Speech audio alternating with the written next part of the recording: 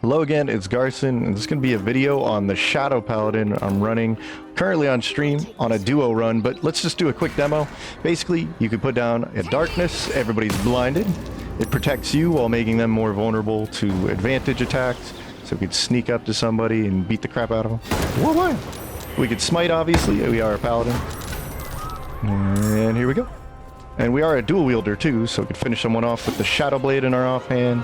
We can get another Booming Blade with... There we go. Smite them. And then we can go hide in the shadows, protecting ourselves from like projectiles, blinding people. And if they want to attack us, they got to come into our territory. That's right, run around the circle. Run around the donut. He died to Booming Blade. Here we go. Shield if we need it. I think you can get the gist of it. Alright. Another Booming Blade victim. That's pretty much it. You can just attack from the shadows. You can attack a lot because you're a dual wielder. You can smite a lot if you really want the big damages, but I didn't really smite a lot. Yeah, smite. Just keep wasting it. Smite. Yeah, haha. But yeah, let's get into it and dive in. And while we're loading up, I'm going to show you what my what my build actually looked like. Let's back it up. This is my run. We were using a lot of mods for my like dual wielding avatar of Shar kind of character. I wanted to run a Shadow Paladin, but it's a little confusing what I was running, so I'm making this video to kind of explain it, and maybe you want to build it too. And I like to build videos to help you make whatever you want, so a big thank you to those watching. The best feedback I ever got is just get to the point, tell me all about it, bro. Too long, didn't read. So basically it's a fun thematic build.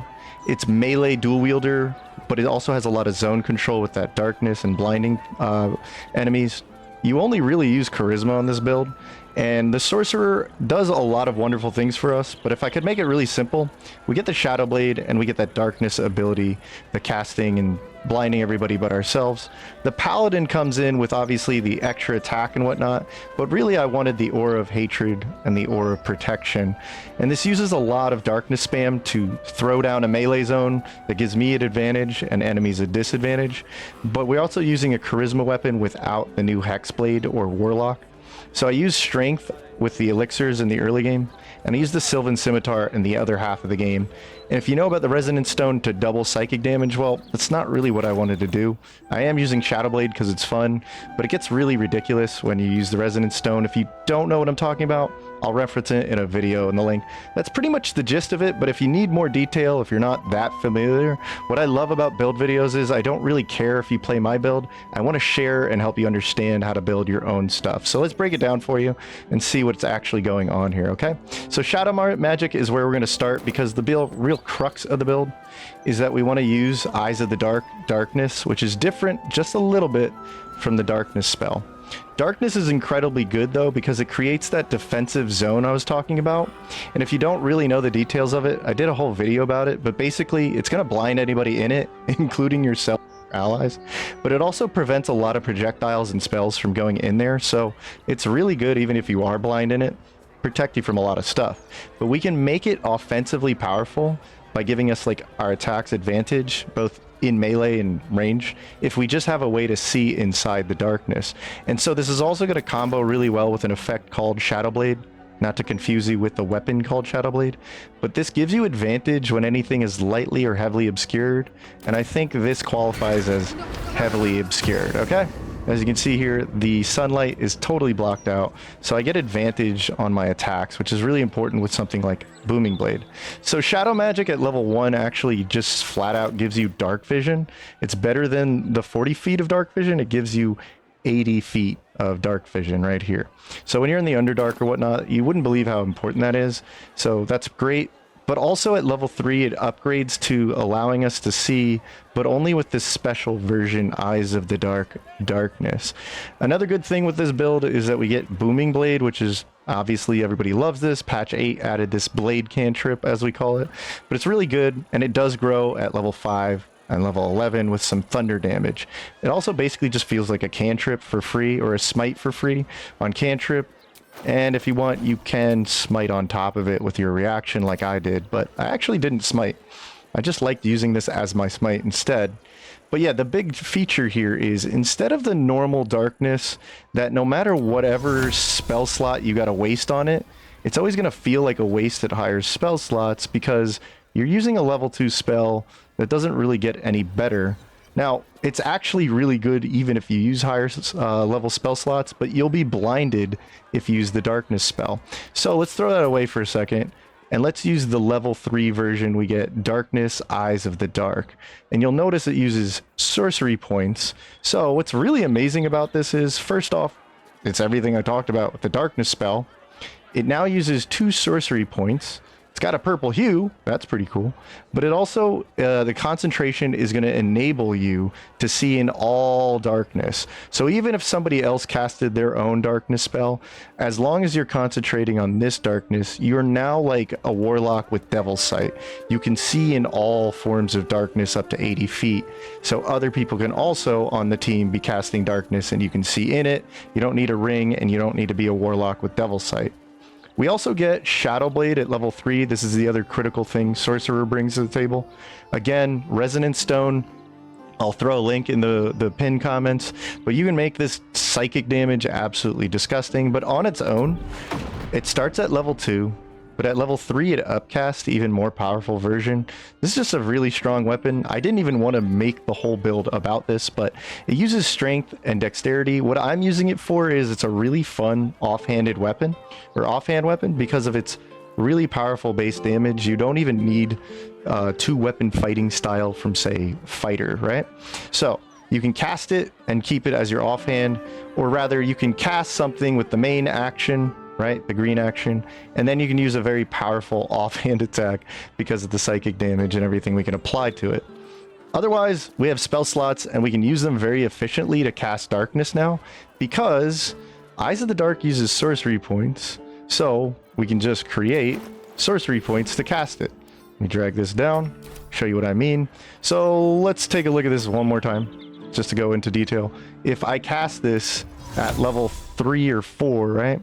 If I go to level 4 spell slot, I'm just getting a level 2 spell for using a level 2 or level 4 spell slot. But with Eyes of the Dark, not only can we see in it, I get to basically transfer that level 4 spell slot, and now I have 4 sorcery points, meaning I can cast this 2 more times. So it's much more efficient. Even with the level 1 spell slots, you can't normally cast darkness with a level 1 spell slot, but now you can because you have 2 sorcery points converting it from your spell slots. Okay, so a very big deal to note that when you convert the sorcery points, your darkness usage is a lot more efficient and you can use it a lot more throughout the day with your limited spell slots. Okay, so concentration also then becomes really important for this build. If we start with a sorcerer, just as a heads up, you get proficiency. And this gets better as you level up your character, but that's a really nice juicy bonus to concentration. The constitution bonus obviously helps out too.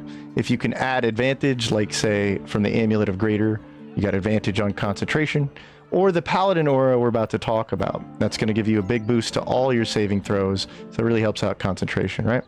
All right, so let's talk about Oathbreaker real quick. What is it actually doing for us? Well, essentially we get to hit a lot and we get to hit big. And there's multiple critical elements here I want to go over. So really quick, level 1, obviously we can now use the armor I'm going to suggest for you. We can also use just, you know, any armor, like the medium armor. We can use any weapon we want. So you can use options. Your options are flexible, basically. You don't have to use what I want, but gives you a lot of different things you could do with this build. But it also just ensures good armor class in or out of the darkness. And considering if a blind target tries to hit this 21 armor class, they're going to have a really bad time trying to hit you. So level 5 does give us the extra attack, so we get to attack twice per turn, even in honor mode, or rather we get to Booming Blade and still get a follow-up regular attack. And then we actually get to attack 3 times, so you can think of it as 1, 2, and then use the bonus action for 3, right? So then we have the level 6 Aura of Protection. You can maintain concentration on the darkness. That's what I was talking about. Your Charisma, this bonus here, becomes a saving throw for everything right here, the Aura of Protection, or rather this thing that lasts all day. It's permanent. Just turn it on. Level 6 Paladin. gives us this amazing ability to keep our saving throws in check. And it also actually helps allies because there's a big 10-foot aura, so you can help others protect them from saving throws. All right, so level 7 also gives us the Aura of Hatred, but we have to be the Oathbreaker specifically. So this is another aura. It's going to give us charisma bonus damage to our weapon, melee weapons, right? So this +6 is now adding to my weapon damage over here. Okay, so that's a really good bonus. In fact, we're going to keep using charisma, as you'll see in the build. All right, so Paladin is also a half caster, so just a little note, this is a really nice element to it, but we can keep growing our spell slots since we're mixing a full caster sorcerer with a half caster Paladin. So that means we can, you know, spam out more darkness.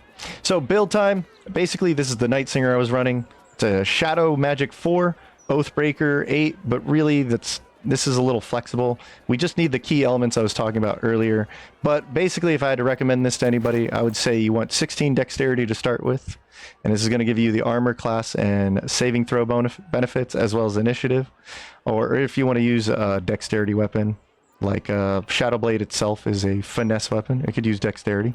But yeah, initiative and armor class is really why I'm using it. 14 Constitution. I know I'm up to 23, but that's because of this amulet. Behind that, I only actually have 14 Constitution, and it's really just for the concentration, but you are a melee fighter, so you are going to need some HP. And then 16 Charisma is where we're starting, but we will get a lot more, but it's our accuracy and damage if you use the Sylvan Scimitar. And it's also great for persuasion and deception bonuses for outside of combat, especially in the early game. Hey, it also gives you better shop prices with persuasion. So that's pretty awesome. Basically for skills, obviously you could tell I was talking about persuasion, deception. I would use these in the early game to use your charisma bonuses to kind of talk your way out of fights and still get experience, or just to see people then kill them later with a giant darkness cloud. Then there's the feats. So we are stacking charisma. This is a very charisma focused character because it's going to do a lot of extra damage with the scimitar using our spellcasting modifier. So it's going to use this as attack and accuracy.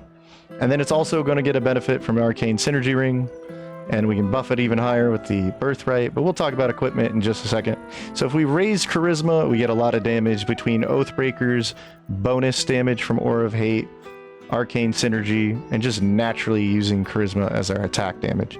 All right, also the third pick, this is why I said you really don't need to go this exact level 8, level 4 combo, but I get 3 feats out of it. I think I just took Savage Attacker. That raises some damage on the dice rolls. Anyway, so equipment, what is it actually doing for us? The Sylvan Scimitar, you get halfway into the game from Jaheira. So this turns, instead of dexterity or strength, we now use the charisma as our attack and damage modifier. Okay, so we don't even need Hexblade. We can actually just use this. It's a really awesome weapon. It is slashing, by the way. But yeah, now charisma equals attack and accuracy. And then we also have strength elixirs. If we don't want to use this, or in the early game, if you want to work up to this, you can use just about any weapon that's one-handed, and you can use a strength elixir, or you can use that base dexterity on a finesse weapon, and you just use the darkness advantage to really land your hits. But since we're stacking charisma, that's why I'm going with that. Shadow Blade could be your main weapon, to be honest. It's thematic, but it's also stupidly overpowered. I'm tired of playing it with the Resonance Stone that doubles its damage. By the way, it lasts all day. You just cast it one time. Don't need to concentrate on this, and you can upcast it for even more damage. It's a really good offhand weapon just for fun because it has the high base damage plus what we can add to it. So I think it's really fun here as an offhanded weapon, and you don't need the fighting style, like I said. And then there's the Wanti scale. I'm using the Armor of Agility, which you would upgrade to, but both of these armors have great base armor class, and they have what's called the exotic material. So it'll take whatever dexterity bonus you get and add it on to the armor class. This is why I have some pretty good armor class without a shield. So there's also some great bonuses on it, like Armor of Agility adds even more saving throw bonuses, so that's great. For the theming, but for a little more damage per swing, we got necrotic damage here. It's the Dark Justiciar gloves. Pretty simple. You can find those in Act 2. And then the Boots of Striding. This one's actually really important since we're really good at concentrating, but this is going to add us an extra bonus here. We cannot be moved, or even more important, we can't be pushed and put prone. This prone would actually end your concentration on the Darkness Cloud instantly if you fell prone. So this is a really great boots I recommend all the time on concentration builds. This is no exception here. Arcane Synergy, like I said, the big deal here is we're going to use the Booming Blade cantrip, so we're effectively going to have double the charisma damage all the time thanks to the Booming Blade in this ring. The Shadow Cloaked ring also equals more damage whenever we're obscured or lightly obscured. So Shadow Cloaked ring's a natural fit, especially for the theming. And then there's the Greater Health Amulet, but this is just so late game or later in the game. But I'm just trying to point it out because you want advantage on concentration rolls. And this is a nice end game boost to your HP. The Birthright is, again, a late game piece, but it's going to push your charisma past the maximum up to 22. And there is a way to go to 24 using the Sharon Mirror. Pretty thematic. But lastly, there is the Initiative Bows I recommend all the time because they give you a bonus to your initiative. Since we're not using our feats to raise that with alert, and we don't have a lot of dexterity overall. So bonus initiative is really good. So you're always going first in a turn. You can drop your cloud down and start slaughtering everybody. If you really want to know how I leveled this, I'm not going to go into a lot of detail here.